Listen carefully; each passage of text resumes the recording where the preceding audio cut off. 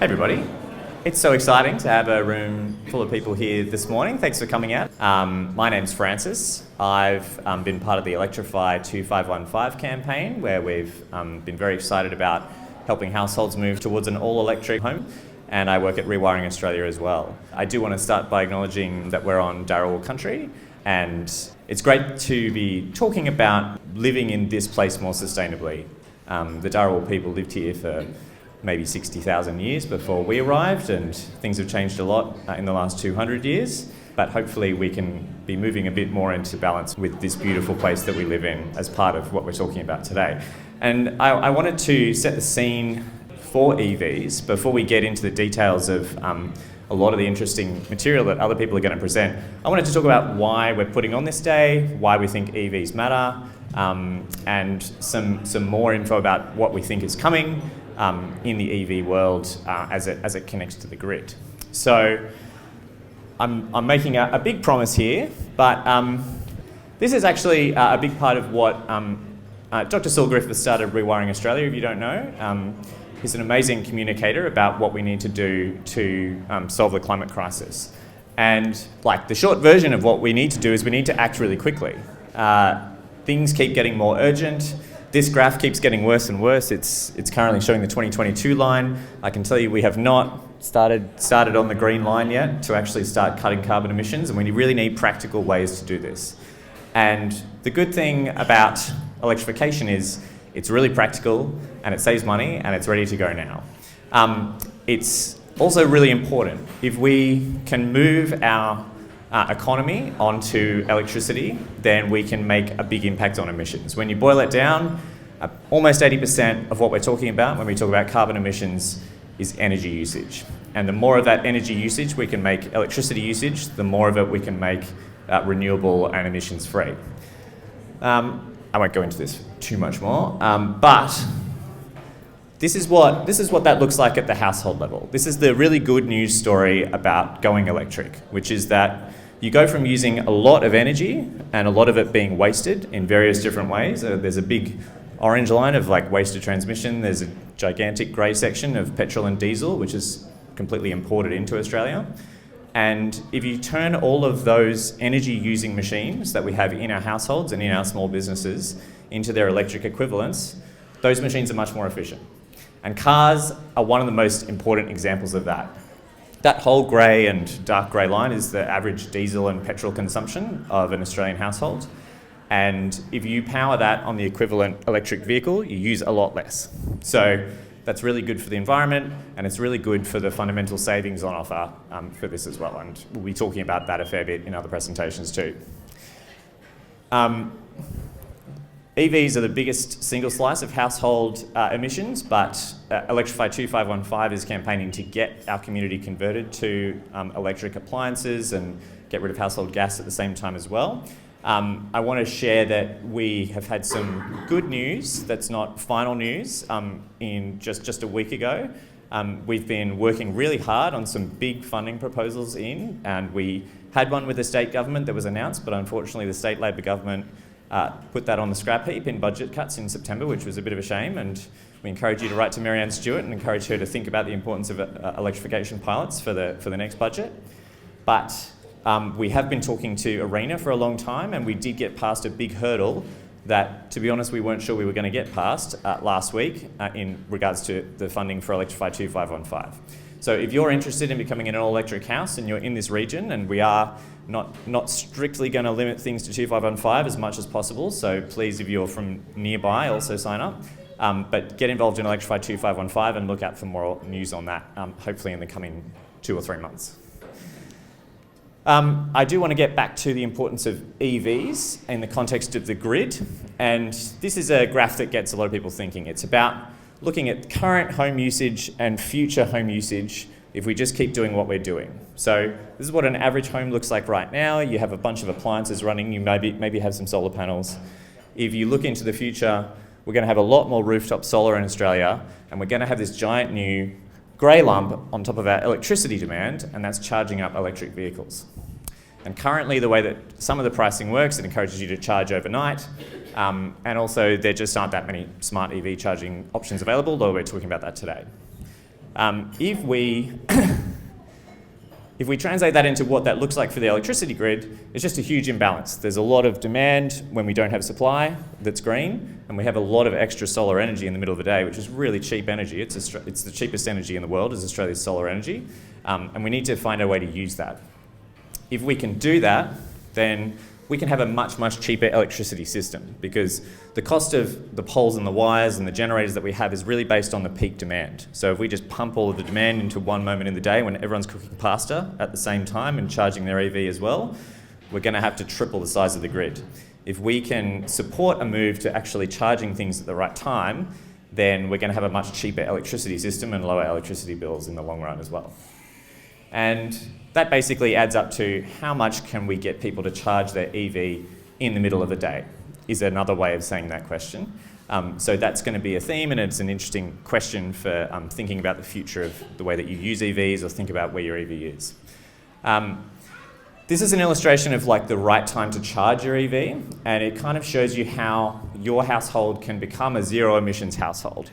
If you can charge your EV off your solar and you're running electric appliances, then you're pretty much using energy in a way that is emitting no carbon. You've gotten rid of the grid emissions that are implied in most of your electricity connection. You've gotten rid of all the petrol emissions that your car is doing, which is actually 60% of the average household emissions. But it gets better because EVs are going to help the entire grid and other households, even before they have EVs, to move to zero emissions future as well. Why is that? Because they're an enormous battery that has a car attached. And batteries are an incredibly important technology for how fast we can move towards renewable power supplies. Like I mentioned before, Australia's got super cheap solar energy, but it only happens at one time of the day, and we need to shift that energy into the time when people want it. We've got, in 2050, based on projections of the car fleet, we'll have enough energy that is, as this says, about 4 times of what AEMO's plan says we need for the entire grid to go to 100% renewables in 2050. We're going to have a lot of storage available in EVs. EVs are going to play a huge role in making that transition really efficient. So one of the things that lots of people are excited about in EVs is how they can use their car as a battery, and that's for their household, but it's also as a battery for the entire electricity grid, because you'll be able to sell electricity back in if you don't need it at the peak times when we need it to cover the retiring coal fleet of generators. There's a really interesting report. This QR code actually points straight to a PDF that is for the real policy nerds that want to go deep on this stuff. But it's a really interesting write-up of why we don't have cars pumping energy back and forward into the grid at scale yet. There are a couple of cars that can do it, and it's something that lots of people are excited about. We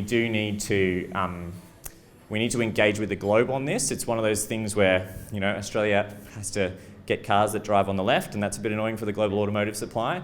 And there's some similar things going on with our EV charging, because we have an interesting set of standards. We actually have fairly advanced standards in some ways. What was this time? Hello? Oh, that's a shame. I'll start shouting. I'll shout for a few more minutes. That's all right. My voice is going to hold up. I don't know about the other speakers. We will need to upgrade or update standards so that we can get B2G, but there are lots of people focused on that problem, so that's good news. We also need pricing that's going to incentivize people to set these things up, and that makes it worth investing in this kind of charging equipment. So the last thing I want to talk about is a great offer, which there's lots of offers here today, and we encourage you to talk to lots of vendors here today. There's a vendor who's not here today, and their name is Amber. They're an electricity retailer. So Amber is an unusual electricity retailer. When you sign up to Amber, you don't get an electricity price that's set while you're buying it. You get the live price that all the that all the retailers are paying to the back end, which changes every 5 minutes. So that's pretty exciting for the average consumer, and you really need ways to move electricity around to make that okay, because you can get super cheap electricity in the middle of the day. Sometimes you're getting paid to use it. You just run around your house and turn stuff on. But what you really want to be doing at that time is charging your EV, because that can soak up a lot of that electricity, and you can literally get paid to charge it. And then when it comes time to cook pasta at 6:30 at night in winter, the electricity price is a lot higher. and the market is trying to look for people to supply electricity at that time and to use less. So Amber haven't announced this project yet, but they've been talking with us at Electrify as well about it, and they are looking for people who already have an EV or might have an EV early next year to sign up to a program that will put an automated EV charging schedule on their tariff. So you can optimise to both make money from selling electricity during the evening and also from charging it during the day. I just thought I'd point to this. This is a real example of things that are probably going to be coming through in the past, but Amber's a pretty unusual retailer in that you really get to join the grid pretty directly. And that can be a bit risky if you don't have a battery, but if you have a big battery on an EV, it's definitely an opportunity to cut bills and also improve the renewables profile of the grid. So that's all I wanted to talk about today. I'm going to pass it over to Denise. So, you've just heard from Francis, and I know he downloaded a whole lot of information in a very short period of time. We don't expect anyone to have managed to absorb all of that and all the slides. It will be on our website later, and we will have a recording of this presentation on our website later for people to consume at length. All of us have been kind of living and breathing this for the last year, so you just learn as you go, and we're all on this journey together. So electric vehicles. There's so much information around about electric vehicles. There's also a lot of myths about electric vehicles. Today, so when you think about electric vehicles, these tend to be the sort of things I think that jump into people's minds. And ironically, I was in Canberra last week, and that's a photograph from the Canberra Caravan Park. A Tesla towing a caravan. Who would have thought, hey? It really is a brave new world. Okay. So before I go any further, I just want to put it in context. When people talk about electric vehicles, in fact, there are a number of different types of electric vehicles. You have hybrids, which are combined diesel or petrol and battery. And then there are fully battery-operated electric vehicles. For the purposes of today, we're going to be talking only about fully battery-operated vehicles. Because what we, Australia, need to do and the rest of the world is get off fossil fuels as fast as we can, and preferably to full battery-operated vehicles rather than a hybrid. I totally understand why people are choosing hybrids at the moment, and hopefully we'll be able to cover some of those concerns during the course of today. Okay. So, earlier this year when we were planning this event, Electrify 2515 put out an EV survey to our membership base. Because we wanted to know, firstly, what concerned people about electric vehicles, and secondly, what further information people wanted to know about electric vehicles. And we're going to use that information to inform this session today. However, the other thing is we're not going to take questions during the course of this presentation, just from a time perspective, but we really do want to know what you're thinking, and we do want to hear your questions. I would just ask you to approach one of us who's got a name and an Ask Me sticker on. Come and talk to one of the presenters afterwards, or approach any one of us at any time. After the event, there will also be more information up on our website. That just allows everyone to get their questions out, because normally in a forum like this, you can only take a few questions and other people don't get to ask theirs. Can everyone hear me okay? Cool. Okay, so in our survey, one of the first questions we asked was, what prevents us from buying an electric vehicle today? Now, this is not a hard sell. I've been on this journey as well. So I'll just give you a minute to think about, if you don't have an electric vehicle, and let's face it, most of us don't, what is the one or two things that is stopping you from making a change? And that question's been up on the screen for a while, so you probably have your answers. I'm not going to embarrass you by asking you to call them out, but I'll give you the results of our survey, and I suspect that, in fact, you'll probably see your answers up there. So the survey found that most people, it's the high upfront cost of the vehicle, it's the cost of switching over, or the perceived cost that is stopping people from moving to an electric vehicle. The second highest rating answer was, well, I've got a perfectly good car right now, thanks. I'm not ready to change cars over, and when I do get to that point, I will then think about whether it's a hybrid or an electric vehicle. And the third one was, and there's a lot of noise about this, is the charging availability, both at home and out on the road when you make a road trip. So we'll be talking to that. And then there was limited model options, etc., range anxiety, etc., etc. We're going to use the top few and focus on those today. Okay, so I'm going to be talking about affordability. Then I'm going to be handing over to Steve, who lives just in the building next door. He's going to be talking about what it's like to own an electric vehicle, and particularly talk to charging, which is one of the things that people really get quite concerned about. After that, we're handing over to John and Trent. I keep on calling by the wrong name. And they're going to be talking about novated leases. Now, if you are still working, novated leases are potentially a very good way to help you finance an electric vehicle with pre-tax dollars. And that will apply to some of us in the room and not others in my position who've already retired. It's not an option for us anymore, unfortunately. After that, I'm going to talk again about special offers that we have on for today, both for this community and for the Illawarra. And there are a few special prizes to be found in the room. Okay, so enough of that. I'll move on.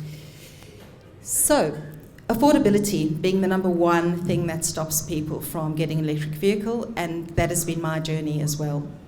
The next question I want to ask, and this is purely hypothetical, is if you were to be considering changing your car now in the next month or so, what sort of price range would you be looking for in terms of a vehicle? Now, I know for me, my habit has been, for the last 30 years, has been to buy a second-hand vehicle in the region of $20,000 to $25,000. I'll keep it for 5 to 8 years, and then I will sell it privately and buy another one, etc., etc. I haven't had a new car for 30 years, maybe 40 actually.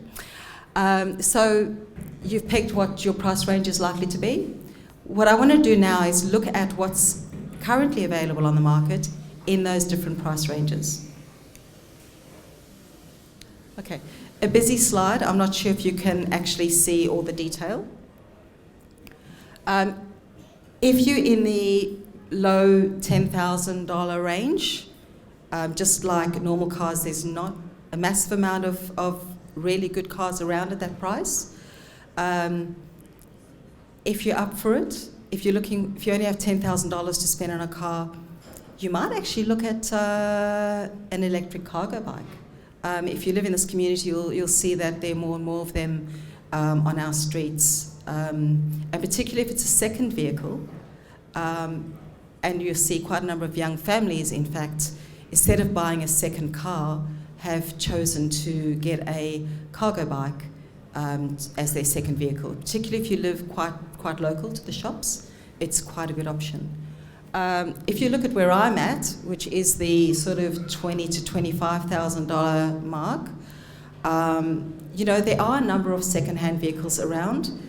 Electric vehicles, you'd be really surprised. If you haven't recently jumped onto carsales.com or any of the other things like Facebook Marketplace, do so. You'll be surprised to see that there are actually quite a number of second-hand electric vehicles on the market. In addition to that, just this year, there are 3 new electric vehicles that have come on the market that are under $40,000. I've bought one. It's an MG4. It's $38,990. There's a BYD Dolphin. I'm not sure if this is going to work. Oh, you can't see it. There's a BYD Dolphin, and there's a GWM Aura. All of them are in about the $38,000 to $39,000 price range, brand new. On that table as well, I've also put down the range of the car, the kilometre range, because that's another big concern that people have. And you'll see that, and the ones that are in green are all of those that are currently on the market that have a range greater than 400 kilometres. So my car is an MG4. It's got a range of 350 kilometres. I can just probably make it to Canberra on one battery. So that's not bad for my second runaround car, to be honest, at a price of $38,000. Now, I know that, everyone's personal situation is different, but all I'm trying to say is bear in mind that this is a very fast-moving market. Things are changing all the time. And you might be surprised. You might be able to afford an electric vehicle sooner than you might think. Okay. The next thing is price isn't everything when it comes to electric vehicles, because I'm not sure that everyone's aware of it, but they are much, much cheaper to run. So in preparing for today, we were racking our brain trying to think how we could convey this message. And there's no point talking kilowatt hours and hours of charging and stuff like that, because it doesn't, if you're not into electric vehicles, it doesn't necessarily make a lot of sense to you. So what we've tried to do is convert it back to cents per litre of cost. I'm not saying this is exact, it's ballpark, but this is what we've worked out. So for starters, an electric vehicle, you're not putting diesel or fuel in it. You don't have to go to the petrol station anymore. You can charge at home. And in fact, 80% of people do just that. We're charging mainly from our rooftop solar, and it's costing us the equivalent of 21 cents a litre. And that's mainly because we're not, that power that we're getting from our rooftop, we otherwise would have been putting it back to the grid. So we're losing out on a bit of money, not going back to the grid, but it's going into our car instead. So 21 cents a litre. Not bad, huh? If you are sort of doing a 50-50 charging off your solar panels and off the grid at night, then the cost is going to be about 52 cents a litre, and so on. If you just plugging your car in overnight at home, it's about 82 cents a litre. And if you are using a fast charger, roughly about 130 cents a litre equivalent. And the fast chargers have different pricing. So this is not exact. I'm just giving you some ballpark numbers to give you an idea of how much cheaper an electric vehicle is to run. The second thing is, they're much, much simpler than a diesel or petrol car. Essentially, they're a battery, a motor, and wheels. You don't have fuel pumps, you don't have the oil pumps, you still have window cleaning water, right? Things like that. But if you go look at the electric vehicles out the front and you ask them to open the bonnets, you'll see that most of them have a whole lot of space where the engine used to be. And that's because that space is not needed. A lot of the battery is just a battery and a motor. And because of that, it's much cheaper to service. The numbers I've heard out there is about $250 a year for a service checkup of your EV. In fact, our car has basically told us, come back when you've done 40,000 kilometres for your first service. Isn't that amazing? All right, so you're saving money there too. So if you add, and also electric vehicles have regenerative braking, can't pronounce that. I'm not going to explain that now if anyone's not aware of it. But essentially, your wear and tear on your tyres and your brakes are a lot less. And again, you're saving a bit of money there. This all adds up to about $2,500 to $3,500 a year, depending how many kilometres you drive, and over a 5-year period, $12,000 to $15,000. So yes, electric vehicles may be a bit more expensive up front, but it's a bit like solar panels, right? You have to pay to get them installed, but then you save on your electricity bills. It's exactly the same with an electric vehicle. And these savings don't factor in some of the things that Francis was talking about when you're able to put some of your car energy back to the grid. Okay, so I'll tell you a bit about my story. So as I mentioned to you, we were always buying secondhand in the region of $20,000 to $25,000. We've been keeping an eye on the market, and when some of these cheaper new EVs came on, we thought, oh, can we as retirees, you know, who don't have an abundance of money, can we afford one? We decided that instead of waiting for prices to come down to a level we were comfortable with and buying a second-hand EV, we said to ourselves, well, we'd like to make the change sooner rather than later. What if we bring forward the expected savings? And I'm not suggesting you do this. This is just what we've done. So we've said, okay, my current car is worth $22,000. If I keep it for 5 years and bring forward some of those savings, I'm going to save about $12,000 on running costs. And if I buy it right now, before the end of the year, I will get the New South Wales government's $3,000 subsidy. That ends at the end of the year, by the way. You need to have ordered the car before the end of the year. All of that adds up to $37,000. Now, I'm not saying this is right logic. This is just, you know, I really wanted an EV and I was trying to justify it to myself, right? So, there's my new car. After 3 grey cars in a row over the last 12 years, I was just sick of grey. So we've kind of gone to the other extreme and gone bright orange. It's out there. Go and have a look at it.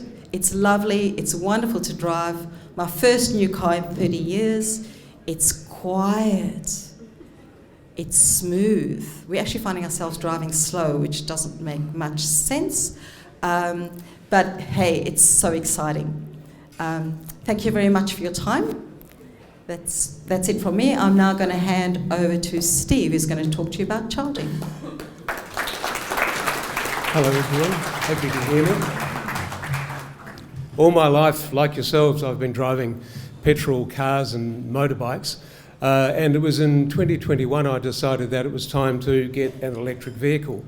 And at the time I thought, well, I'm going to get myself a Tesla. They look pretty popular. I hadn't test-driven a Tesla, but I'd seen a lot of YouTube clips and I figured, well, they've sold a couple of million, so they can't be that bad.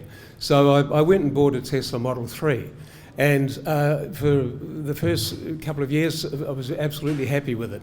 And I was never unhappy with it, but what I found was that my lifestyle, where I'm trying to put electric bikes on the back, and I carry a motorbike from time to time, I really needed a good solid car with a tow bar, and I needed a big hatchback to throw tools and stuff like that into the back of it.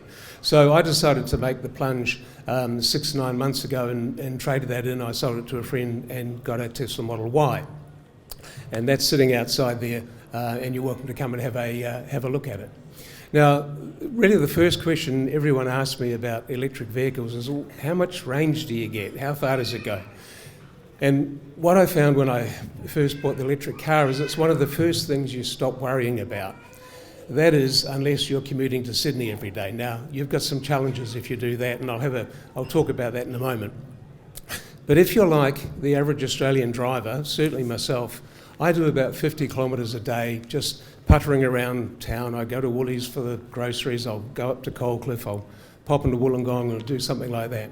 So I might do 50 or 100 kilometres a day, and you just need to change your mindset from being a petrol user where you go to the service station probably once a week and you fill the tank, or maybe once every fortnight and you get 600 kilometres out of your petrol car, to changing your mindset to using your electric vehicle as if it's like a mobile phone. You use it during the day, at the end of the day you plug it in, it charges up overnight.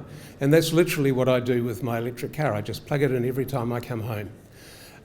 It's what I call the ABCs of charging, and that's always be charging. So you just literally plug it in all the time. Now, of course, if you're doing a commute to Sydney, or doing long distances every day, you do have a bit more of an issue. And you definitely want a car that's going to be able to do probably 300 kilometres range minimum if you're going to be doing a lot of Sydney trips. Also, if you're regularly doing long distances, you are going to need probably a faster charger at home. What I do, I live in this building over here, I just use the standard 10 amp 3-pin plug in my garage, and I just trickle charge the thing whenever I'm not using it. We're fortunate enough to have solar panels on the roof over here, and my solar panels feed down into my garage, so my solar feeds my car when I'm not using it during the day. And I've worked out that very roughly it costs me about 3 cents a kilometre, different metrics to what Denise was looking at, but per kilometre, about 3 cents a kilometre to drive my electric car. It's not totally free because I do charge it up sometimes at night. However, I think if you do the maths on running a petrol car, it's going to be costing you probably 50 or 60 cents per kilometre, just for the petrol, disregarding service, disregarding all of those other things. So that's, I think, one of the things you need to just realise, because I think that there are some stories out there that if you buy an electric car, you've got to spend $2,000, you've got to put a 3-phase charger in your garage, and you need a big box on the wall to charge a car. Now, you absolutely need that if you're going to be commuting to Sydney every day. But if you're just running around town like many of us do, you really just can charge it from your plug in your garage. Now, I appreciate not everyone's got a garage with a plug. Some people don't have off-street parking. Now you've got a particular challenge there. So you will have to go to a public charger probably a couple of times a week and be there for 45 minutes, put 200 or 300 kilometres onto your car, run around for the next 3 or 4 days, then go and charge it up again. That's if you don't have charging at home. So I thought I'd share that with you. Got a couple of notes here. One of the things also, is the service costs. The Tesla Model Y, which I have, it's got a service schedule in the manual, and it tells you that other than tyres and wiper blades that you just replace when you need to, the first service is at 2 years, and at the 2-year mark you need to go and get your brake fluid checked, and at the 3-year mark they change the air conditioning filter, and that's all of the servicing that I've got for the first 3 years. I think at the 4-year mark, there's, they tell you to look at the brake pads and stuff like that, but that's literally what you're up against. My old petrol car, the Mazda, every 10,000 kilometres it was into Dwyer's, and it would probably cost about $300 or $400 plus parts and things. So that was probably twice a year. So I estimate that with fuel cost savings and service savings, I'm probably saving in the order of $3,000 or $4,000 a year by running an electric vehicle. That's my estimate. Righto. So I think just talking about charging when you're away on a trip. When I got the Tesla Model 3 in 2021, there were very few chargers up and down the east coast of Australia. And so I used to actually carry a long extension lead in the front of the car when we went away on trips. And I've got a YouTube channel called Steve's Tesla that you really might want to have a look at. In there's a little video of a trip we did to Mollymook where I literally got the extension lead and ran it out of the window of the motel and across the car park to charge the car overnight. And the owner of the motel was quite happy about that, but that's what you had to do. Since then, we've recently done a trip to Noosa, and as far south as Mornington Peninsula, without even taking the charger with us, because there are just so many charging points now that you really don't have to fret about it. I was talking to a couple of people outside earlier who have non-Teslas, and you should be aware that Tesla is now opening up their superchargers to a large number of non-Tesla vehicles. So make some inquiries, find out if your vehicle can use it, because the Tesla network really is super fast and highly available, and it just takes a lot of the stress out of it. What else we got? I did want to mention, if you happen to be looking at a Tesla, one of the things that the car itself will do is when you get to about 100 kilometres of range left, a little message pops up on the screen and it'll tell you the nearest charger is over here or it's over there. Do you want me to route you there now? And you go, yes, and you just take a 10k detour and you go and charge up. So you don't have to use apps or fret and worry about where you go for charging.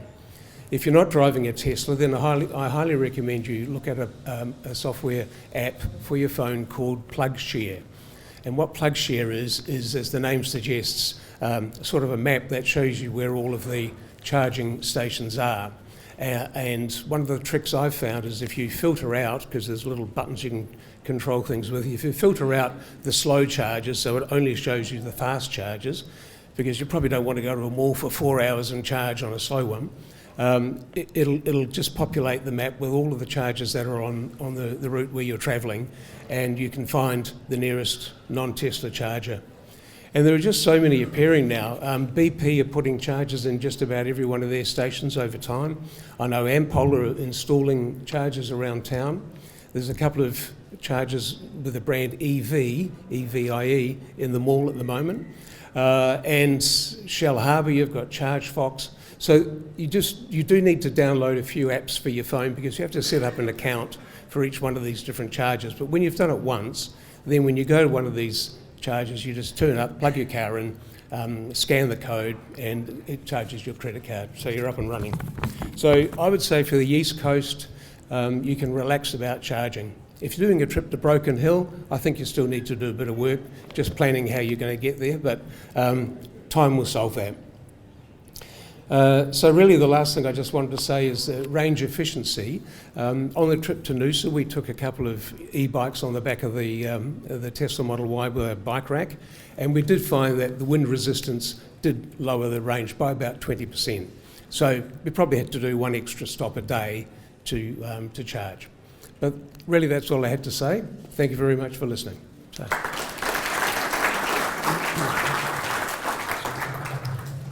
Excellent, thanks Steve.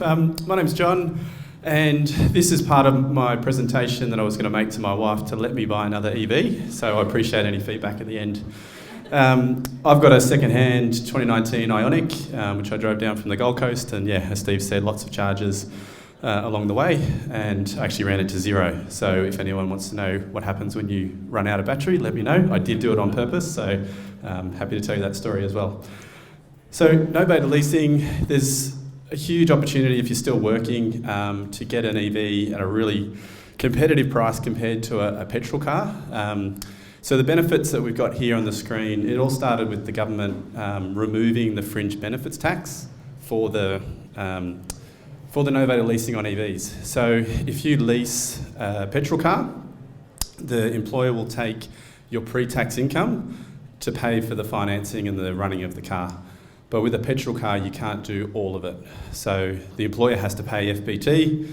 So to sort of cap how much tax they're going to pay on that, they only let you pay a portion of it. So with an EV, you can do 100% pre-tax. So every dollar you put towards the financing and the running of your car is paid without paying any of your 30%, 40% tax. So that's the biggest gate opener to get into an EV at the moment. It's going to run till 2027 when it will be reviewed, so plenty of time to think about it and get ready for it. The savings you can look at is, and look, this is not general advice as I put here at the top, sorry, not financial advice, but it's around about $8,000 in terms of how much tax you won't pay by doing that novated lease on your EV. And then as Steve and Denise have talked about, you've got the running costs on top of all that as well, which adds up to around about $8,000. You've also got, depending on what your plan was to buy a car, that huge payment of $40,000, $50,000, $60,000 stays in your offset, or you don't have to pay that out of your savings, whatever your plan was. So that would add to your savings as well. And then finally, the emissions piece. So Francis talked to what EVs can do from a emissions reduction point of view. There is a lot of information out there about this. The best study I could find was from, this is US numbers, America from 2021, but it's at least 60% less emissions, and that's including when you actually manufacture the car. So there is extra emissions generated by making the battery and making the car, that's absolutely true, but those emissions are zeroed out within about 20,000 Ks. So once you've done that 20,000 Ks, you're basically back to zero, and then obviously the more renewables you use to charge your car, the less emissions you're going to generate. So when we look at actually doing the lease, this is sort of the lease journey. The first thing you've got to do is get, firstly, your wife to say yes, still working on that. The estimated costs, so you've got to work out how much you're going to travel, your rego, CTP, insurance, this is all the information you'll need to have ready. At the moment, if you charge at home, that cost is not paid pre-tax, so that's not formulated as part of the leasing. I was told recently there is changes coming to that so that there's a way to do that, but that's currently outside of the lease payments. Then you've got to decide your car, which hopefully Denise and Steve have helped you guys out to think about that. But the range, when you look at range, look at the urban range and look at the highway range. So when you're driving around town, it's a lot more efficient. When you jump on the freeway and do 110, your battery will go down a lot quicker. Hence why I ran out of battery. So charging speeds, AC and DC. AC's at home, DC's out in the public chargers, so take the time to look at that. Francis talked about vehicle to load and vehicle to grid. Vehicle to load's where you just plug your car into something, so you can run your coffee machine from your car. One of our members here had his power out for a day. He plugged his modem in, his fridge in, and he was away. He was ready to work from home for the whole day while everybody else lost power. And then servicing schedules. So a lot of car manufacturers, unfortunately, are servicing EVs just like they would a petrol car, because obviously that's where they make money. So when you look at the car you're going to buy, ask how much the servicing is and ask how often they want you to come back. That's a really big consideration. Then after you've got that, you hand it over to your employer. So if your employer doesn't do leasing at the moment, ask them. It's really easy for HR to do that. There's a lot of companies out there that will help your payroll team do it, and they will start taking the payments out. The leasing company will also find the vehicle for you, and they'll also be potentially able to access deals for you as well. And then when you get to the end of lease, you've got three options. You can pay out the residual value of the car and own the car and keep that car for as long as you want. You can re-lease the car, so how much you've got left on your finance, you can re-lease it for another term if you want, or you can sell the car, pay out the residual and pocket the rest. So that's your options after your 2, 3 or 4 years of leasing. So I'll hand over to Trent now, who's actually done all this and can tell you more about it. Thanks, John. I'm Trent. As John was saying, we recently went through the process of beginning a novated lease. As Denise was saying earlier, we just automatically thought that this was not something that we could afford anytime soon. But after investigating for a few months and getting a few quotes from different novated leasing mobs, we found that it's actually incredibly affordable and something that we could do much sooner than we thought. So I've got a few figures up here to kind of run you through how novated leasing works. We got a Tesla Model 3, and so that's the case study that I'm using here. Some of the things that you need to provide to your novation mob before you begin are your salary, your kilometres per year, and the period of your novation. These are things that you can talk to them about. But they're things that will affect the amount you're paying per fortnight from your salary.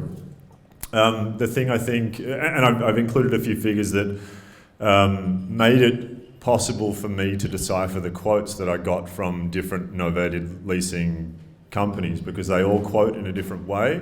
They can be a little bit confusing. So I wanted to take you through some of the details so that you know what to look for when you get a quote, or if you get a quote. And as I said, this is for a Tesla Model 3. It will be different for different cars, but this is the one that we did, so I thought it was it's the one I have all the data for. So the retail price, excluding on-road costs, is about $59,200. The pre-tax repayments that we're paying each fortnight, roughly $663, again pre-tax. What some mobs don't do is they don't tell you what the actual cost to you will be. They tell you what your repayments pre-tax will be, but of course you're making a lot of tax savings in doing it this way, so they don't tell you how it's actually going to affect your income. Often they'll tell you what your net salary is here, pre-novation, and what your net salary is with the novation. And simply you subtract one from the other to understand what the true cost will be for you per fortnight. So for us, we're paying pre-tax $663, but it's actually only costing us $436 a fortnight. And that's what the company quoted us. In reality, because of our particular situation, they don't know exactly how it's going to affect your income. It's costing us less. It's costing us about $350 a fortnight. But I think they provide you with a little bit of a buffer just in case they're wrong. So at the end, so if we've novated this car for 5 years, if at the end of those 5 years we decide to pay out the residual payment, which will be $16,000, nearly $17,000, we will have paid $56,000 for the car. Remember, the value of the car is $59,000. So on a novation, despite the fact that it's on finance, we're paying less for the car than it's actually worth, which for me seemed to be a pretty good selling point. Lastly, for me, I just wanted to do a bit of a comparison. So on the left is novation data for a Model Y. On the right is for a petrol-powered Mazda CX-5 G25. You can see the sort of retail value, $65,400 for the Model Y, $45,000 for the Mazda. This is the information you'll get from your novation mob if you ask for a quote. So the repayment fees are up the top. Maintenance is the second column or second row. Electricity compared to fuel, that's, as everyone's been saying, a major difference in what it's going to cost you. So $11.43 per fortnight versus $90. These are national averages. Tyres, and then registration is the same, insurance is the same, but the big one is fringe benefits tax. $0 for an EV versus $333 for the Mazda CX-5, and these are what the fortnightly repayments are at the end of all of that. So you're paying $100 less a fortnight for a car that's worth $20,000 more. I mean, I don't know how you could possibly argue with that. We just thought it seemed ridiculous, too good to be true, but it's not, is the good news. Lastly, I wanted to say that Vehicle Solutions, who are a novation mob who are partnering with us, if you novate with them, if you can, often your employer will have a particular novation mob that they work with and you don't have a choice. Sometimes you do. If you want to use them, and you tell them that you're from 2515 or this area, you've been to this EV open day, they'll give you a Tesla charger for free, they'll reduce their administration fee, and if you want a Polestar, they'll give you 4% off. And you can find more on that at the Electrify 2515 booth in the room over there. That's it from me. Thank you.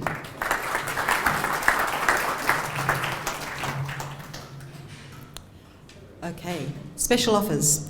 So because we've been dealing with a number of companies for today, a number of them have offered some special deals, and I'm going to go through some of those with you.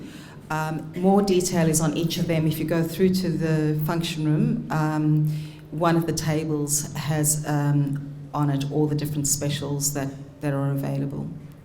Some are general specials, so some are specific to this event and this community and will last for a little while after, and some are just general things that are on the market. So the first thing I want to tell people about, a number of you may be aware that Electrify has partnered with 2 solar providers, AG Solar and Sun People. Both of them have stands in that room over there. We know that they are trusted solar installers that provide good quality service. They might not be the cheapest, but they should be on par with most installers. If you go through our website to ask for a quote, they will give you 10% off your solar system up to a maximum of $1,000. We're trying to, again, just like the cars, understand what people are most concerned about, and we found with solar, rooftop solar, the thing that people are most concerned about is, can I trust the installer? So that was the one thing we were trying to overcome with that by having the special deal. But by all means, if you go with them, get other quotes, make your own decision. Lug and Carry have a range of cargo-style e-bikes. They've got a stand out in that far corner. They've got about 6 or 7 bikes there. You can test drive them in the adjacent park, so have a go. I'm going to later. And they offer subscription service for e-bikes. So it's a bit different. You're not buying the bike outright. It's kind of like an ongoing rental arrangement. And I think you can buy bikes like when they're ready to sell them on. They've offered quite a number of special deals. So go and have a chat with them if you're interested in e-bike, or if you know someone from your family who might be.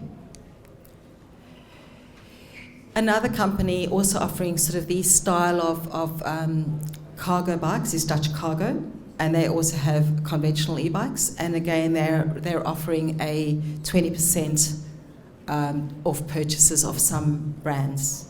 Again, if you go to the stand, you'll see a reference to them, and feel free to follow that up. And that's not just for this postcode; it's for the whole of the Illawarra. Another one who just happened to send us an email in the last week, which we know is a really good company, is they have electric mopeds. So for these, you will need a motorbike license, but that's another option for a cheap second-hand car. Instead of a cheap second-hand car, is to have a moped. Again, information at the other stand. Then BYD are offering a $500 discount if you book a test drive with them. I'm not going to say any more. BYD, by the way, have one of those 3 cheapest new electric vehicles on the market. They've got a BYD Dolphin, which is under $40,000. There is one outside if you want to have a look at it. Vehicle Solutions, Trent has just taken you through their deal. I'm not going to go through it again. And lastly, there is quite a good show that comes to Australia every year called Fully Charged. I went this year, it was pretty fun. You learn a lot of things about rooftop solar, electric vehicles, all sorts of things. They've got a show on early next year called Everything Electric, and they are offering 20% off their tickets for that show. It's in February. So again, scan the QR code if you're interested, and to take up that offer. And lastly, something that's been weighing on my mind is people who live in strata complexes. So this transition seems a whole lot more complicated for people in stratas. And if that's your situation or some of your family members' situation, I encourage you to talk to Steve, who was here earlier, because he lives there and he's been helping his block of units get solar, and now he's starting to work on EV chargers as well. But I just want to let you know that for strata complexes, there is an Australian company who has developed a solution where you can have a shared solar system on the rooftop, and it will work out the distribution of solar to the different units in the complex. Then the name of the company is Loom. Please look them up. And the one thing to note though is you need 8 or more, a block of more than 8 units to make it viable. It's too expensive if you've got less than 8. Mainly because their inverter is caters for 15 units at a time. So like that's the step change you're making. And lastly, this is kind of new, it only came out a couple of weeks ago, the New South Wales government is offering subsidies for apartment complexes to put in EV chargers for that complex. And it can be up to about $80,000 grant for a particular unit block. So it's pretty significant. So if you are in a strata complex, or if your kids are in a strata complex, get onto the New South Wales website, get them to start talking to their body corporate. It's a wonderful opportunity, and I would just encourage everyone to grab that opportunity. It'll go until the money runs out. So typically the government will offer a set amount, put a set amount of money aside, and once it's all been doled out, that's it. So really important to get onto that. And lastly, before you go, I'd like you to reach under your chair and just see if there's anything under your chair. There should, 1 or 2 chairs will have something stuck underneath your chair. Okay. There should be a couple of free tickets, 3 double passes to the Everything Electric show. If you find it under your chair, please take it to the Electrify 2515 stand. Oh, there you are. There's a gentleman who's got one. And they will take your details. So that's it from us. Sorry we've kept you so long. Please enjoy the day. Enjoy this wonderful club. Stay for lunch if you can, and enjoy the vehicles. Thank you very much for coming.